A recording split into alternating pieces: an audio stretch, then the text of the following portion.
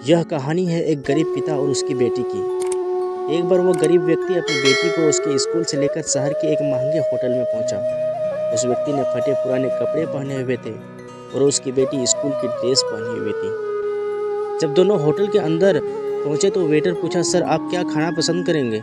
आप अपना ऑर्डर बता दीजिए। तब उस व्यक्ति ने कहा कि आप मेरी बेटी के लिए एक प्लेट पाव भाजी लेकर आ जाइए बस। वेटर ने कहा, सर आप कुछ नहीं लेंगे? आपके लिए भी कुछ लेकर आऊं? तो गरीब व्यक्ति ने कहा, मेरे लिए कुछ नहीं, आज मेरी बेटी के लिए पार्टी है।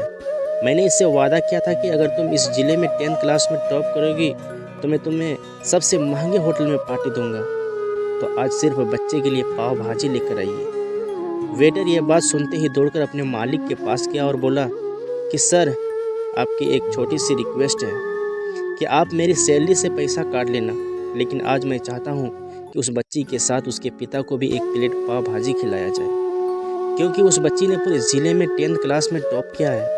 वो गरीब पिता है, ज़्यादा पैसे नहीं होंगे, इसलिए कह रहा है सिर्फ बच्ची के लिए पाव भाजी ले आओ। होटल के मालिक ने जब यह बात सुनी तो मुस्कुराते हुए बोला, तुम उसके पिता के लिए भी पाव भाजी लेकर जाओ, उसके लिए भी लेकर जाओ, पैसे मत लेना। 4-5 पाव भाजी पैक करवा कर ले जाओ और 2-3 किलो मिठाई भी लेकर जाओ और उनसे कहना ये पार्टी होटल की तरफ से है, आप ये मिठाई लेकर जाइए और जश्न मनाइए।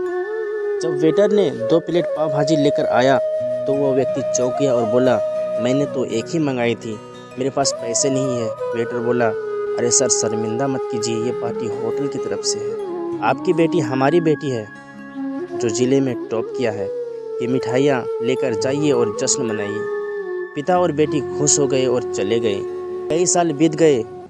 उस गरीब पिता की लड़की अब यूपीएससी की तैयारी करके कलेक्टर बन चुकी थी और इत्तेफाक से उसी शहर में उसकी पोस्टिंग हुई थी। उसने उस होटल में सूचना पहुंचा दी कि मैं उस होटल में लंच करने के लिए आ रही हूं। होटल के मालिक ने जब ये सुना तो होटल को पूरी तरह से सजवा दिया। गांव में ये बात पूरी तरह से फैल गई कि कस्बे के सभी लोग उन्हें देखने के लिए आने लगे। कलेक्टर अपने पिता के साथ उस होटल में पहुंची। कलेक्टर ने होटल के मालिक से कहा कि शायद आप मुझे पहचाने नहीं, हम वही पिता पुत्री हैं जो हमारे 10th क्लास टॉप करने पर आपने मुझे पार्टी दी थी। हम वही पिता पुत्री हैं, आज फिर से आए हैं और आज पार्टी हम देंगे आपको, आपके पूरे स्टाफ को और पूरे गांव को, क्योंकि आपने गरीबी को सम्मान किया है। आपने उस दिन जो पार्टी दी थी मुझे बताया कि मुझे कितनी और ऊंचाई तक पहुंचना है, कितनी और बड़ी मंजिल को छूना है।